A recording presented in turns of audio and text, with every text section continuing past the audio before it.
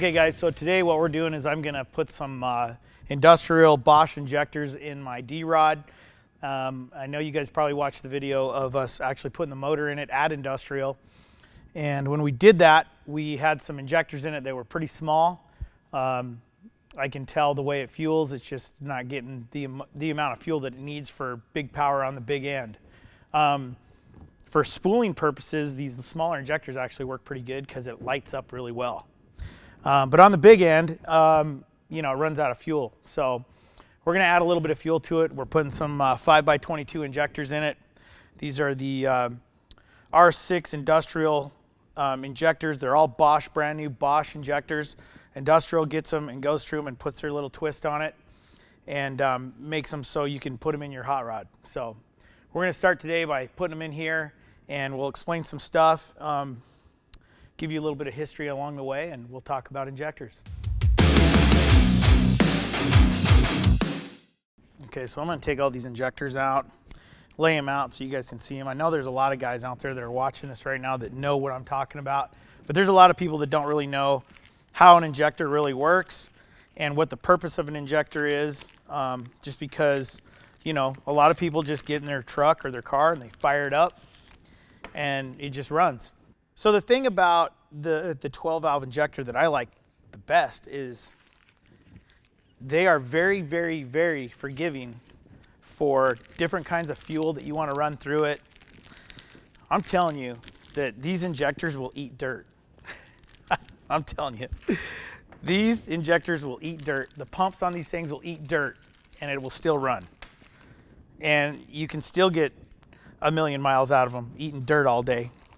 This is this injector basically in this 5.9 was designed for a industrial application, okay? And when Dodge was basically falling behind on a diesel engine in the 80s. So Ford had a diesel engine. It was a V8. It was kind of a pile of crap. It didn't really have any horsepower. Chevrolet came out with a V8 diesel engine way back in the early, I think in the early, maybe the late 70s or the early 80s. And it was a pile. It was a real pile of shit. So anyway, you know, Dodge is sitting over there going, man, I got to come up with something. We got to come up with something.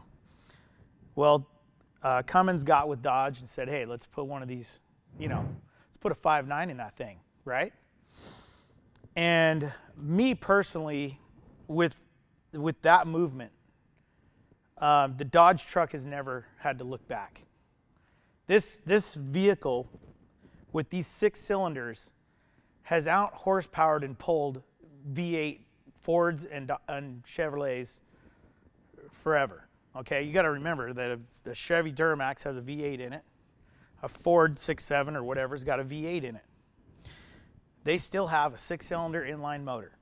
Two pistons less and still make as much horsepower and torque, more torque. And the potential to make more power with that 6-cylinder engine is greater. You understand? I would say that like the Ford and Chevy, they build a motor, a good motor, don't get me wrong, it's a good motor. And it runs 250,000 miles. But when you start really leaning on them hard, that's when things start coming apart. And there's so much there. You know, there's just so much to that V8 and the injection system and how it works.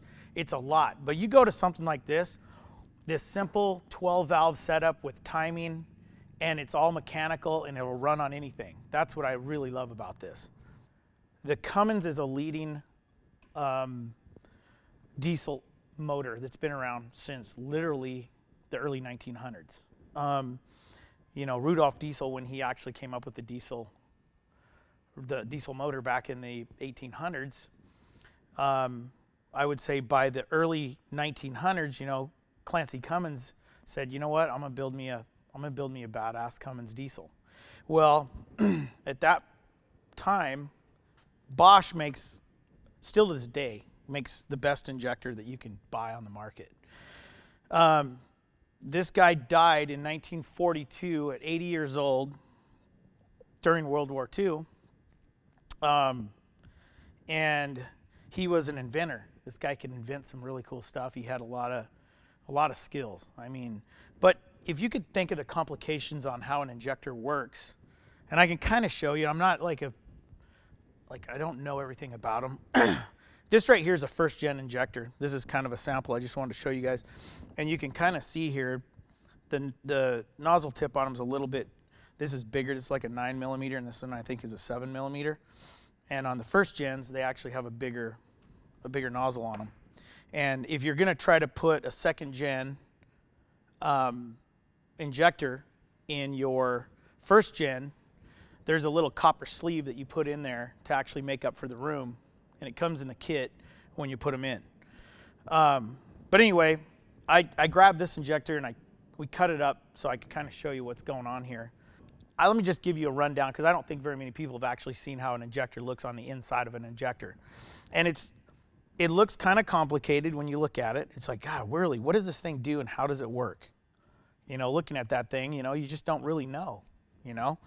But you got these little holes on the side of the top of the body of the injector body. And what that is that's your return. This will be your return. And this is your fuel in, okay?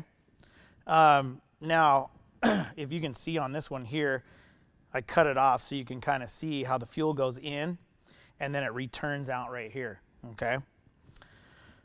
All right, so we'll take this one apart. I've already kind of got it broke loose. And we'll start laying out a few things on here.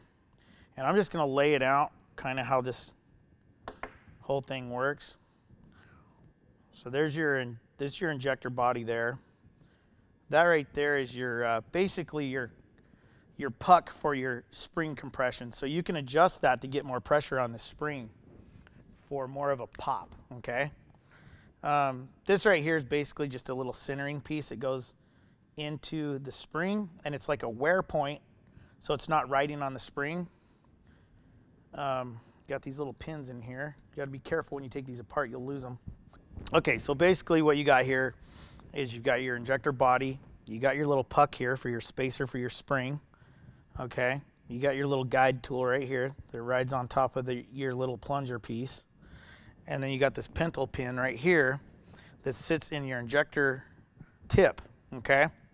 And it's kind of hard to see right here, and I don't know if you guys can see because this is really kind of a stock injector, so the holes are not very big. But I don't know if my shadows are kind of messing it up, but there's should be 5 little holes down here in the bottom of this, okay? And what happens is this goes down in there.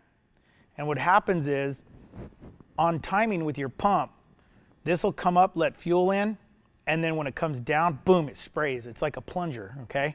So every time it goes down, it creates a high pressure in the tip right here and just sprays it out. Okay, I've got an injector sitting in here so I can kind of show you how an injector sprays. Now, what happens with the difference between a fuel injected car and a injection or injector on a diesel is a diesel runs on, you know, combustion. It doesn't run on fire. Like a spark comes out of a spark plug and fires. This one here creates heat. It comes up, creates so much pressure and heat. At the same time, it starts to get like ready to explode. This injector fires, poof, and creates so much more torque. That's why diesels get so much more torque, is it's the combustion in the motor. It's not the fire. Like a gasoline will make horsepower, but it doesn't make torque like a diesel does. So the compression on a gasoline motor basically makes somewhere between 8.5 to 9 to 1, okay? The diesel engine makes anywhere from 14 to 22. So you can see that there's so much more volume there, okay? And a lot more compression. And when that compression comes up, it's getting hot and it's ready to fire. And with a little bit of gas or a little bit of fuel, it's gonna fire, it's gonna make a lot of power when it comes down. And that's where they come up with that power stroke. It's the power stroke is what it is. Anyway, I'm gonna show you on this one how it sprays out of the nozzle and give you guys kind of an idea on how a fuel injector actually works, okay?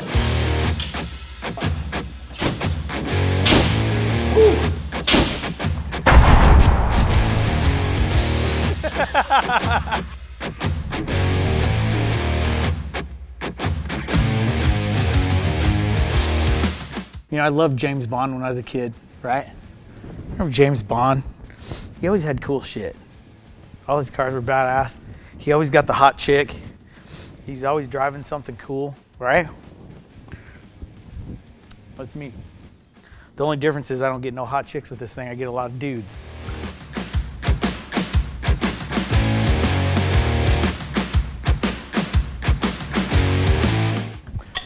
Oh, see that? Okay, so there's a little tendon in this knuckle.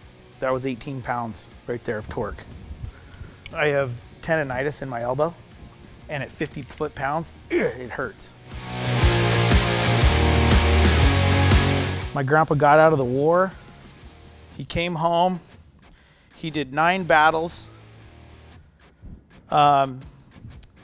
He lived through 2 typhoons, and I never heard him bitch about one thing. Never. And so when I redid this car, I did it in memory of him because I feel like it's the least I can do. If you look at the new Destroyers too, they got this front end on the front windshield. It's just cool as hell. I don't know if anybody's ever really seen, but if you come back here, the wing on this is actually off an aircraft that was at war. And then if you look right here, 9/18/1920 was when my grandfather was born. He fought from 42 to 45 in World War II. So I tagged it, like his tags, in the car.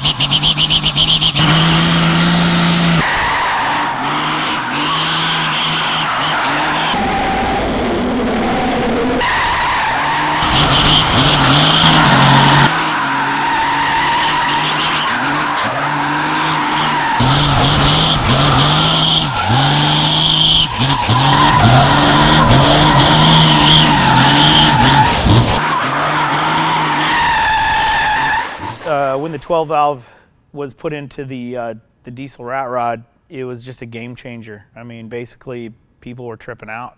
I'd show up to car shows and they didn't even know what it was because they had never seen a 12 valve diesel engine out of either a tractor or a truck or whatever it was in. They've never seen it. They never seen those individual valve covers sitting on top of the head, you know?